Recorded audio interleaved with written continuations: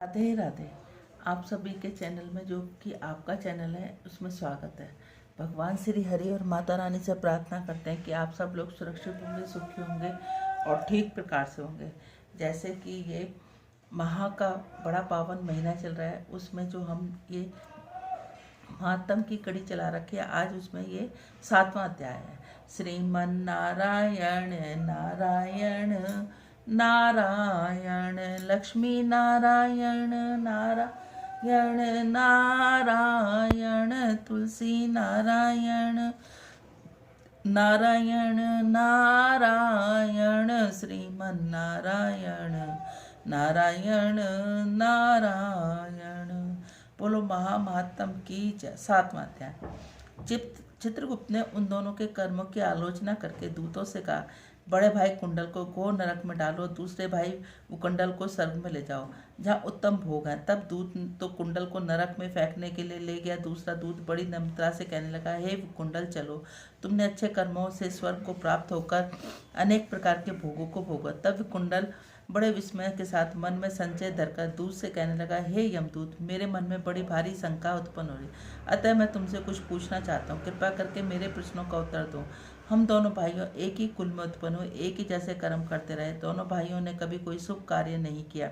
एक को नरक और दूसरे को स्वर्ग किस कारण प्राप्त हुआ?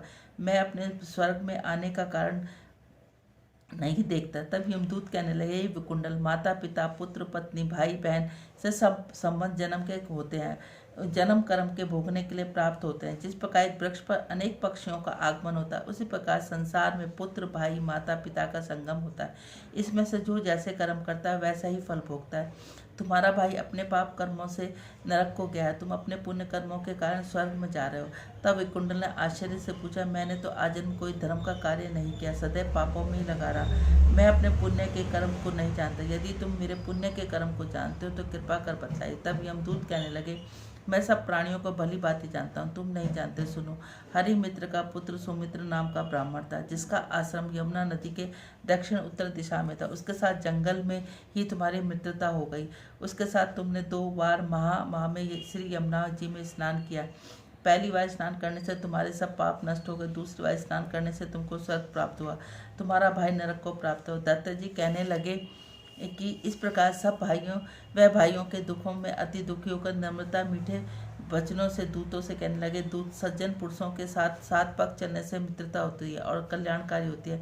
मित्र प्रेम की चिंता न करते हुए तुम मुझको इतना बतलाने की कृपा करो, कौन कौन से कर्म मनुष्य यमलोक को प्राप्त नहीं होता, क्योंकि तुम सर्वज्ञ हो। बोलो महात्म की जय। आज हम 2 अध्याय करेंगे, 7वां और 8वां।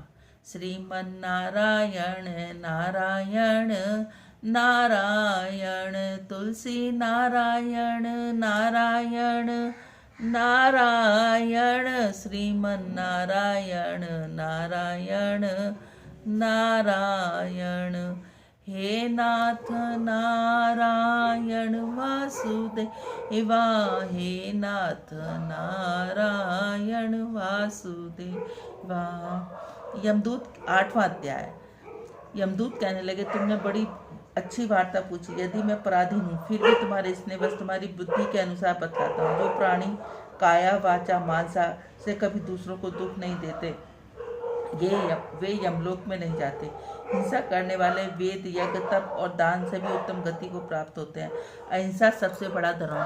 ताप दान ऋषियों ने बताया। जो मनुष्य जल या पृथ्वी पर रहने वाले जीवों को अपने भोजन के लिए मारते हैं, वे काल सूत नामक नरक में पड़ते हैं और वह अपना मांस खाते हैं। रक्त पीप पान करते हैं, पीप की कीच से उनके कीड़े काटते हैं। हिंसक, जंधे, काने, कूड़े, लंगड़े, लूले, दरिद्र और अंगहीन होते हैं। इस कारण इस लोक और परलोक में सुख की इच्छा रखने वाले को काया वाचा मन से दूसरों का दोह न करना चाहिए। जो हिंसक नहीं करते, उनको किसी प्रकार का भय नहीं होता।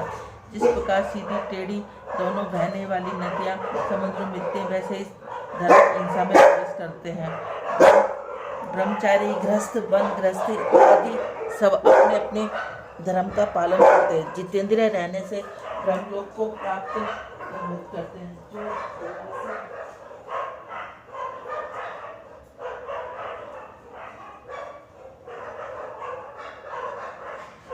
आदि बनाते हैं, वे सदैव 5 यज्ञ कराते हैं। यमपुरी में नहीं जाते, जो इंद्रियों के वशीभूत नहीं है। वेदवादी नित्य हवन का पूजन करते हैं वह स्वर्ग को जाते हैं। युद्ध भूमि में जो सूरवीर मर जाते हैं वह सूर्य लोक को प्राप्त होते हैं। तो जो अनाथ स्त्री शरण में आ जाए, ब्राह्मण की रक्षा के लिए प्राण देते हैं वे स्वर्ग से नहीं लौटते। जो मनुष्य लूले लंगड़े बाल वृद्ध अनाथ और गरीबों का पालन करते हुए स्वर्ग में जाते हैं। जो मनुष्य गौ के लिए पानी का आश्रय करते हैं, कुएं तालाब बावड़े बनवाते हैं, वह सदैव स्वर्ग में निवास करते हैं। वैसे जैसे जैसे जीव इनमें पानी पीते वैसे ही उनका धर्म बढ़ता है। जल से ही मनुष्य के प्राण, इसलिए जो प्याव आदि लगवाते हैं वह अक्षय स्वर्ग को प्राप्त होते हैं। बड़े बड़े यज्ञ भी वह फल नहीं देते जो अधिक छाया वाले वृक्ष लगवाने से देते हैं। जो मनुष्य वृक्ष रोपण करता है वह सदैव दानी और यज्ञ करने वाला होता है। अच्छे फल अच्छी छाया वाले वृक्ष मार्ग में वृक्षों को काटता है वह नरकगामी होता है। तुलसी का वृक्ष लगवाना सब पापों से छूट जाता है। जिस घर में तुलसी बने वह तीर्थ के समान है, उस घर में कभी यमदूत नहीं जाते। तुलसी की सुगंध से पितरों का चित्त आनंदित होता है, वे विमान में बैठकर विष्णु को लोक को प्राप्त हो जाते हैं। नर्मदा नदी का दर्शन, गंगा का स्नान और तुलसी दल का स्पर्श सब बराबर बराबर फल देने वाले हैं। हर एक द्वासी को ब्रह्मा जी भी तुलसी का पूजन करते हैं। रतन सोना फूल मोती की माला के दान का जितना पुण्य नहीं जितना तुलसी की माला के दान का है। जो फल आम के 1000 और पीपल के 100 वृक्षों से लगाने से होता है वह तुलसी का एक वृक्ष लगाने से होता है।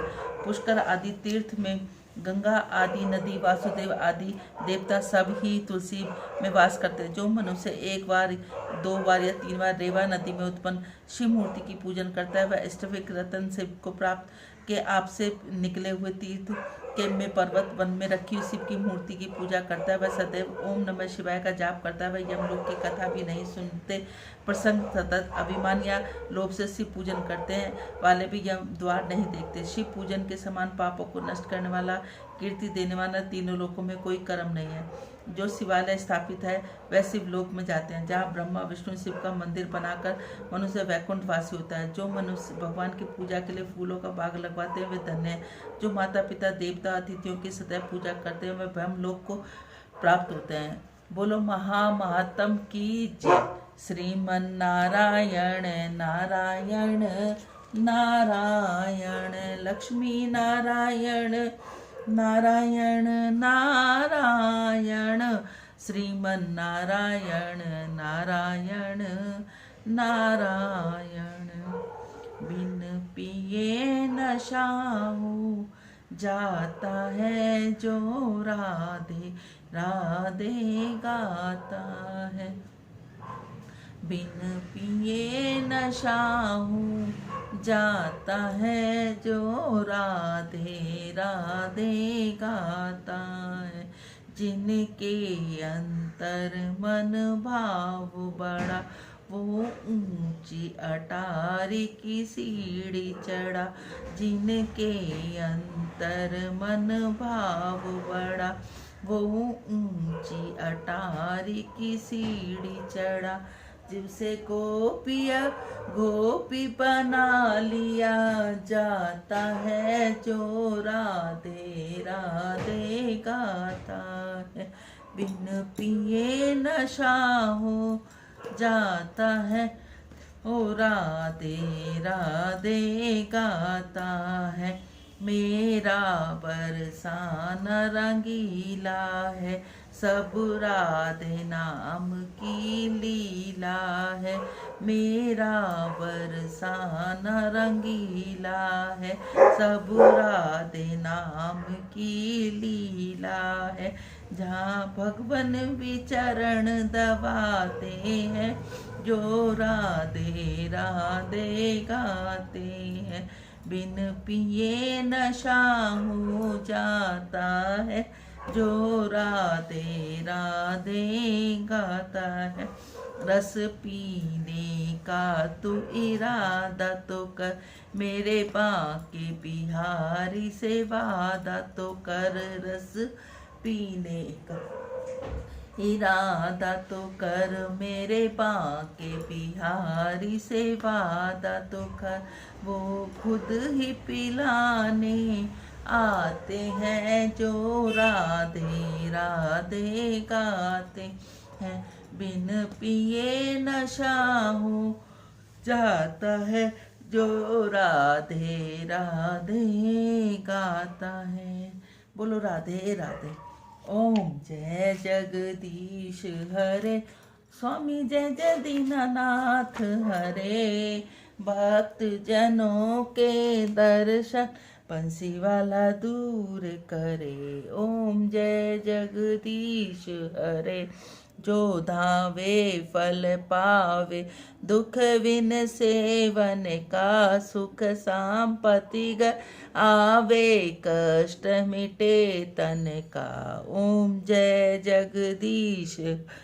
मात पिता तुम मेरे, शरण गऊँ मैं किसकी, तुम बिन और न दूजा आस से की। ओम जय जगदीश हरे, तुम पूर्ण परमात्मा, तुम अंतर्यामी, पार ब्रह्म परमेश्वर, तुम सबके स्वामी।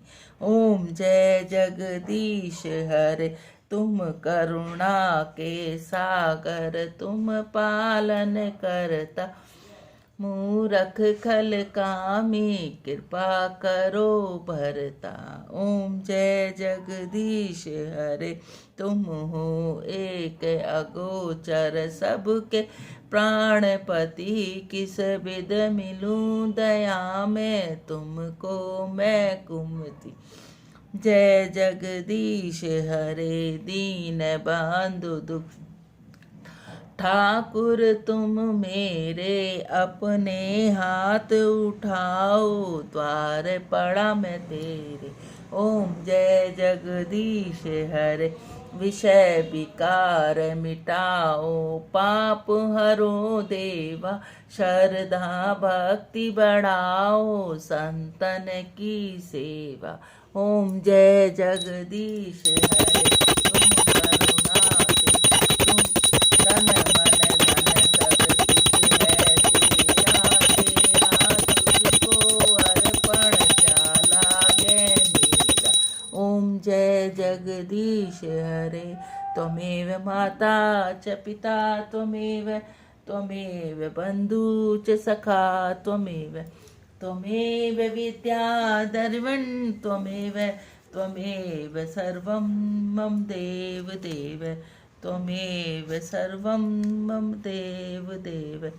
कर्पूरगौरं करुणावतारं, संसार सारं भुजगेन्द्रहारं, सदा वसन्तं हृदयारविन्दे, भवन भवानी सहितं नमामि। जैसे कि अब कल 14 जनवरी को कुछ 15 जनवरी को या कुछ 14 जनवरी को संक्रांत 2 तरह से मनाई जाएंगी। अब संक्रांत के दिन हमें बहुत सारे नियम लेने की विधान है। तो एक नियम ये लें कि आप संक्रांत के दिन अपनी मांग भरवाएं। कहते हैं कि मांग भरवाने से मतलब एक अटल सुहाग की प्राप्ति होती है। इस मांग को आप अपनी सास से भरवा सकती हैं, ननद से भरवा सकती हैं, अपनी आस पड़ोस की जो सुहागन स्त्रियां आपसे बड़ी हैं उनसे भरवा सकती हैं। उसके लिए आपको क्या करना पड़ेगा कि इस तरीके से एक मांग भरनी लेनी होगी। और इस तरीके से मिठाई में अभी मैं वीडियो बना रही हूँ तो है नहीं, तो एक बिस्किट का पैकेट या कुछ भी मिठाई आपको लेनी होगी, जो भी आपके पास हो वो मिठाई लेके जाएं और कुछ दक्षिणा रखें। और साथ में अपनी सास या नंद से जिससे भी शुरू करें, आप उससे ये मांग भरने ले जाके अपनी मांग भरवाएं और मिठाई और दक्षिणा पैर छूकर उनको दे दें। और साथ में ऐसे करके आप या तो हर महीने में संक्रांति आती है, आप उस दिन करें या एक दिन पकड़ लें कि हमने हर 14 तारीख को ये करना है। इस तरीके से आप करें। और जब लास्ट में अगले साल जब ये आपका 12 मई का पूरा हो जाएगा तो अगले साल आपने जिससे शुरू करिए, आपने अपनी सास से शुरू करिए, नंदन से शुरू करिए या जिठानी से शुरू करिए या अड़ोसन से या किसी से भी शुरू करिए। उसको आप कपड़े पहनाएं, 5 कपड़े पहनाएं और उसको सारा श्रृंगार का 16 श्रृंगार का सामान दे, अपने घर बुला कर उसको खाना खिलाएं। कहते हैं ऐसा करने से हमें अटल सुहाग की प्राप्ति होती है। तो ये हमें जरूर करना चाहिए। इस साल तो वैसे भी लौंद का महीना है, तो लौंद के महीने में हमें पंडितानी से मांग भरवानी चाहिए। एक मांग की शीशी और कुछ खाने का सामान और दक्षिणा ले जाकर मांग भरवाकर उसको पैर छूकर दे देनी चाहिए। और हमें एक बार अपनी मांग कहते हैं जमादानी से जरूर भरवानी चाहिए। कहते हैं ये 2 जने अगर हमारी मांग भरते हैं तो सुहाग मांग करवाते हैं, हम अपनी सुहाग मांग कराते हैं, तो कह रहे हैं कि उसको सुहाग की प्राप्ति होती है और साथ में कहा जाता है कि वो सुहागन ही रहती है। तो इसलिए सभी बहनों से प्रार्थना है कि इस काम को जरूर करें। चाहे आप 14 तारीख को मकर संक्रांति मनाएं या 15 तारीख को, आप इस काम को अभी से शुरुआत कर दें और इस काम को जरूर करना चाहिए। बोलो राधे राधे।